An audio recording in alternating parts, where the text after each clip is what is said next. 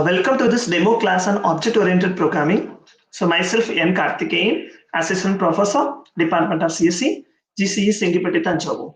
So in this video, I'm going to explain the concept of different types of inheritance supported by any kind of programming language. So we know that inheritance is the process of accessing the property of one classes into another class. Means that it will allow that you programmer means it allows to us to follow the concept of reusability. So normally in a programming language, so there are a different type of inheritance will be supported. So one is single level inheritance. So these are the different type of inheritance will be supported. One is a single level inheritance, multi-level, hierarchical, multiple, and hybrid inheritance. So these are the 5 types of inheritance supported by Java. So here I'm going to talking about the concept of single level inheritance. So actually, if you are saying the inheritance concept is called as a single level inheritance, it have only one level of a hierarchy. It means that the class which is derived from means that there is a one base class and there is a one derivative class. So there is no intermediate classes are allowed to define a single level inheritance. That means that no intermediate classes are allowed. So then this type of inheritance is called as single level inheritance. Okay, let us take one example. Assume that the student, assume you are going to admitted in an engineering college. So just you are going to write a program to maintain the details for admission procedure. Okay, then after that you use the details of the admitted students for the first year data maintenance. Then write a code to maintain the activities of students. This is my perception, just like I identified some of the data members. So here, first of all, I'm going to collect the name, phone number, cutoff, allotment number, address, and mark to secure in 12th standard. Okay, let us take one example here.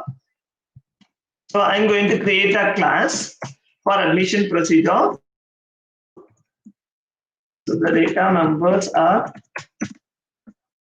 so these are the data members I need to reconsider. So now I'm going to start my program implementation. So one is class. The class name is admission. So here I want to create a name. So next one is a contact number that is called phone number. So then after that I want to know about my cutoff. So next one is allotment order. Allotment number. Then I want to know my address. Then the mark secured in a 12th standard. So these are the fields as a data member I need for my calculation. So it's a name, it consists of alphanumeric, so that I'm going to declare as a string. String is a predefined class, and phone number. So you can go with either long data type. That is a long data type is the best way to do that. If you don't want it, you can go to string also, but not possible to store it as an integer.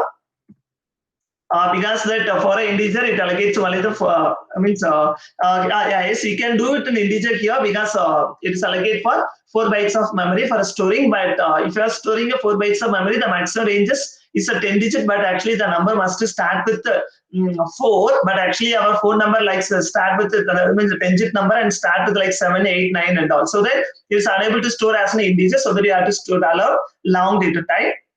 And it's a cutoff. Cutoff it is a floor. Allotment number, it is a whole number, so it is an integer.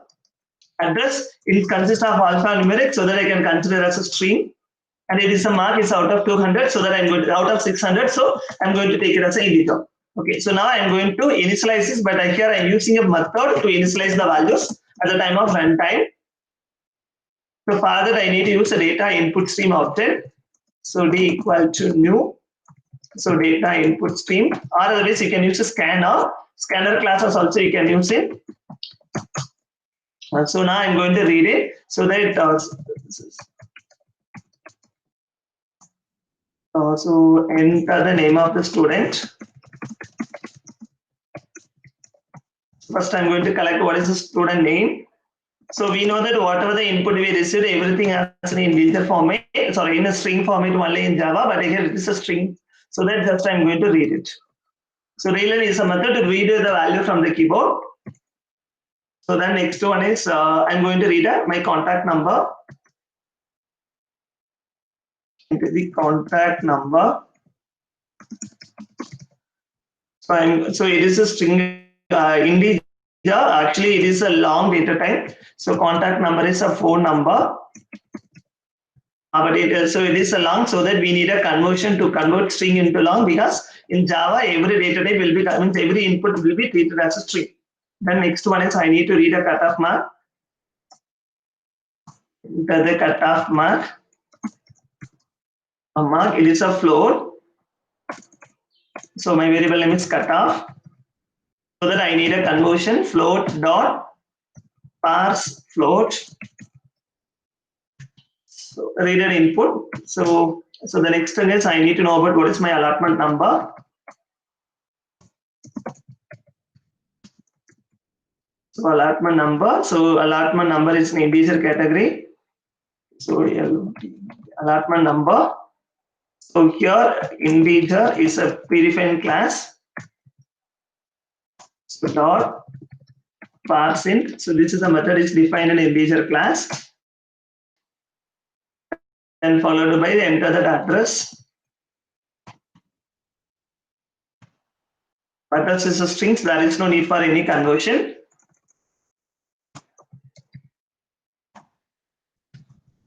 Enter the address, communication address. So it is a string only, but I need to change the name of the variable which is for storing the value. And the next is I want to know what is that. So not necessary to follow the order, but for easy understanding, just I follow the order. Just you can, that is on your choice. You can follow that. What is the order you want? But need to record it all the. I need to get all the values. Get the total marks. Total marks secured in higher degree, higher standard. Secondary. So, but it is the marks, so that it is an integer. So that we need a conversion integer dot parseInt. ParseInt is a method which is defined inside of integer class. So now the input is over. Just here, just to only for maintenance purpose. So that just I'm going to display also. Just to display everything. So for the display, we can use system.out.println. So name of the student.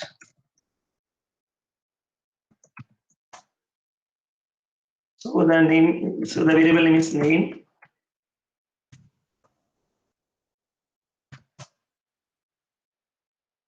So then followed by so phone number. So whatever the field you want, you can define it. So, but before that, I need to know what's the variable. It is a phone number. So whatever the field you want, you can display it. But here I'm displaying all the values. So contact number of the student.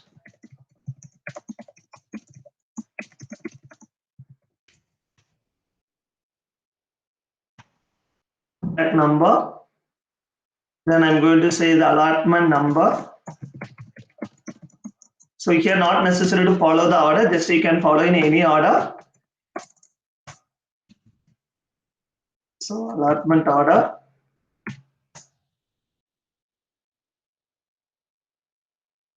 After allotment order, I need a address.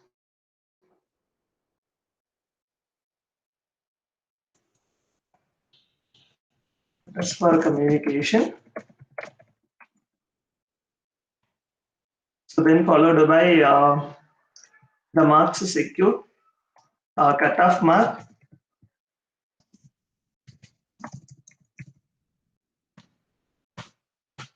So just I'm going to hit it. So cutoff mark of the student. Then the last one is so the total marks secured in higher secondary.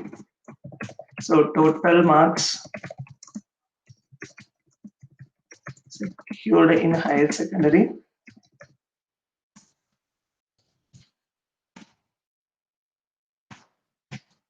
So the name variable is marks. So I want to display it's a 1 by 1. So just I use the println so that there is no need for any slash in at all. So now the class definition is over. So at the time of admission process, just here we no need for any means calculation. Just you can assign the values and store it. Means print it for record purpose. Now just I'm going to check it whether this process is worked or not. So public static void main, it takes a command line argument as a string. So now I'm going to create an object for admission. So that is for student 1 equal to new admission. So by using student 1, that's object is memory allocated for only the student 1. Just I'm going to assign the memory, initialize the value for all the data members. Means assign, not initialize, assign the value for all the methods, and we try to display whether all the data is correct or not. Okay, so now it's okay. So just I'm going to save it. So I'm going to say it is admission, admission.java. Now I'm going to compile. So Java C, admission.java. And just wait for the compilation. So once the compilation is successful, automatically there are two class files will be created. One is for admission, another one is for M. M contains the definition of the main function. So there are two ODIs. There is a problem on handling the data input stream. So we know that there is a one data member we need. There is a one packages we need to support the data input stream. That is called that is called packages. We need to handle it. So that import ivo.star. So now I'm going to compile. And yes, for handling a runtime input, always there is a possibility of exception. So for handling exception, just you can use throws to handle all kind of an exception. Or if you have a familiar about exception handling method, you can use a try and catch block to follow it. So the function invokes from a main function. So then the main function also must handle an exception. If you are not using a try and catch block, but if you are using the throws concept, so always we have to use throws for all the methods. If you are using try and catch block, only it's applicable for only the particular class, the particular method itself. It's enough. So I think I didn't save it. No, just I saved. There is a small correction in a package. I think so. Import java.io. Sorry, small correction. Java.io. The package is so now it's included. So that's just I'm going to compile. So there is no error. Just I'm going to run it. So Java M. So it asks the name of the student. So for example, Karthik. So contact number.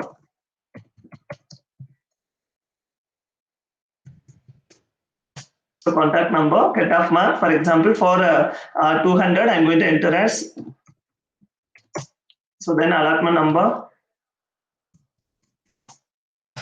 Then followed with the communication address. GCE Tanjavur. So the total marks secured out of 600 is 500. So it will display the as usual things.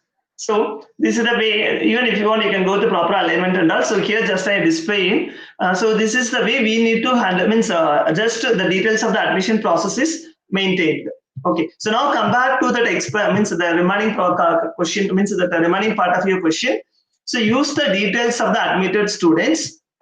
Use the details of the admitted students for the data, first year data maintenance. So write a code to maintain the activities of the students in the first year. So from what is they suggested that, so use the data which is collected through the admission process. We can use the same process to means for maintain the details of the student. I mean, so for a first year student, it means that they are expecting there is a class admission. I want to maintain the data. I want to maintain the same data for the first year.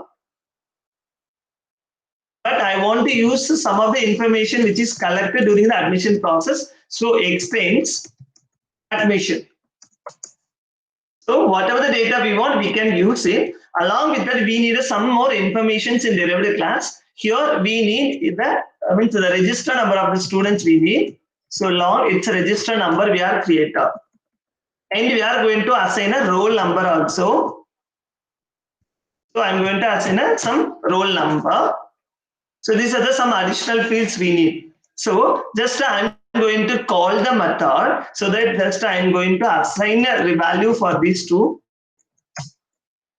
But some of the basic information which is already is there, so that I can reuse it, so that assigning those values I can access from base class.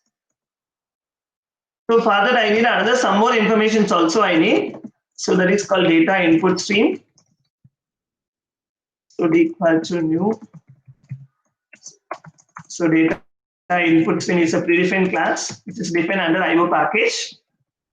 So data input stream. So we are going to assign system.input, means I'm going to initialize a system means input device. So then I'm going to read the values. So sorry, just I'm good. Just I'm copy here.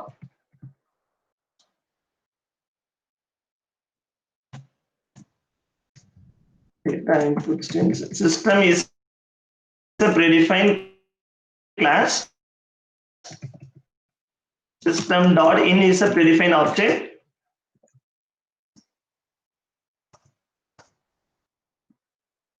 So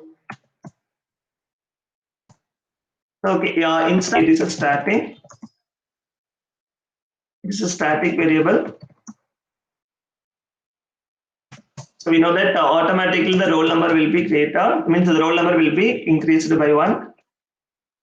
Okay, I don't want to go with the roll number at all. We will discuss it later part, because still now we don't have idea anything about strings. The later part we will discuss on strings.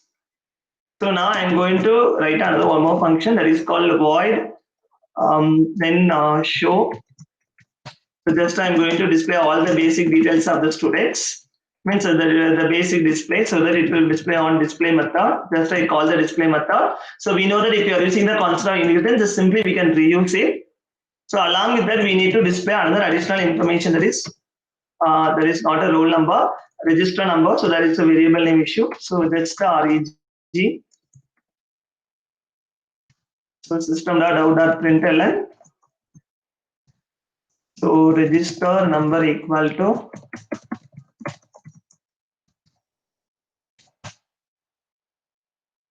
now I'm going to create an object only for the derived class instead of this admission. I'm going to make it as a first year.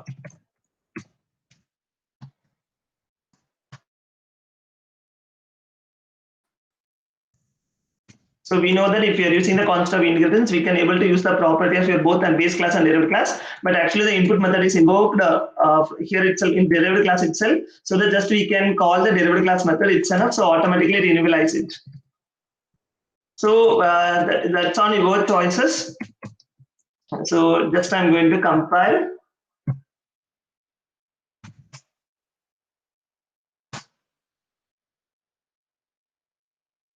So that display cannot find a symbol display on line number 55. So first of all, I showed, sorry, my function name is output, not a display method. So this is a correction. So my function name is output.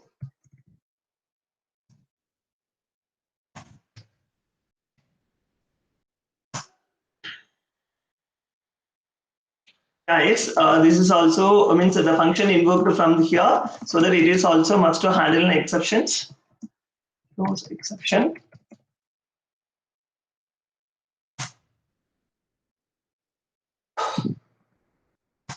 So just I'm going to run it. As the name of the student. So the numbers. So my cutoff mark is 176.89 in the allotment order. So my communication address GC Sengipatti Tanjavur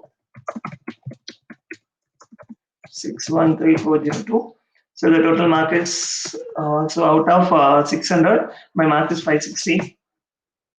So automatically the register number also will be allocated. So by using the details of your base classes, these are the informations of your base class. Along with that, just I'm going to use another one more member. So that in a derived class, we can extend it. We can use some extra field also. But we are using some details of your base class. But here I use all the property of your base class. Without the constraint that we must use all the properties. According to the application, we can decide it.